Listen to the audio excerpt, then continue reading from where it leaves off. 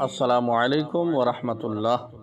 9 باتیں جو زندگی میں بہت فائدہ مند ہیں۔ نمبر 1، اگر خوشی چاہتے ہو تو وقت پر عبادت کرو۔ نمبر 2، اگر چہرے کو پر رونق بنانا چاہتے ہو تو تہجد کی نماز پڑھا کرو۔ نمبر 3، اگر سکون چاہتے ہو تو قرآن پڑھو، قرآن کی تلاوت کرو۔ نمبر 4، اگر صحت چاہتے ہو تو روزہ رکھو۔ نمبر 5، اگر مصیبتوں کا حل چاہتے ہو تو استغفار کرو، اللہ سے توبہ کرو۔ نمبر 6، اگر برکت چاہتے ہو تو درود پاک پڑھا کرو، درود پاک کی کثرت کیا کرو۔